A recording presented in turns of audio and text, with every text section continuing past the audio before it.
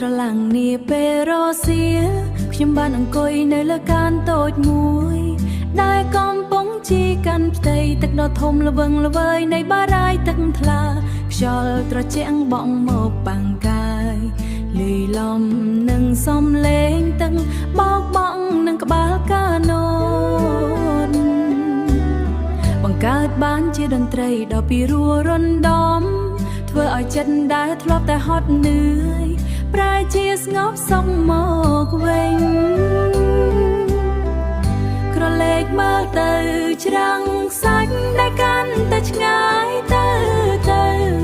រូបភាពអ្នកទេសចរនឹងក្មេងៗលេងទឹកនៅមាត់ច្រាំងคล้ายជាចំណុចតូចដែលពោរពេញដោយភាពរស់រវើកនៅចំពីមុខគឺប្រាសាទមេបនខាងលិចដែលកំពុងផុសត្រដែតឡើងកណ្ដាលទឹកប្រៀបដូចជាតិบ่មានតម្លៃដែលដូនតាខ្មែរបានបន្សល់ទុកឲ្យ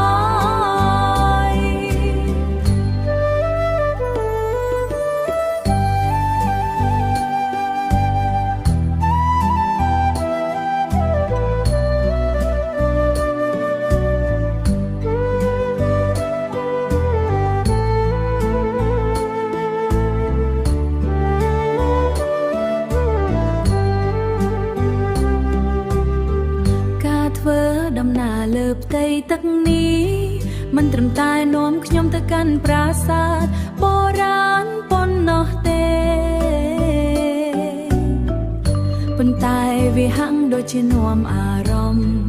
រំខ្ញុំឲ្យអណ្ដែតអងទៅរកភាពរុងរឿងនៃអន្តនកាលរលោកទឹកដែលកាណូតកាន់ផ្ដាច់គឺព្រាបើកទំព័រអនុស្សាវរីយ៍ថ្មីមួយនៅក្នុងដីអច្ឆរិយៈនៃខេត្តសៀមរាបស្នាញញឹមនឹងបរិយាកា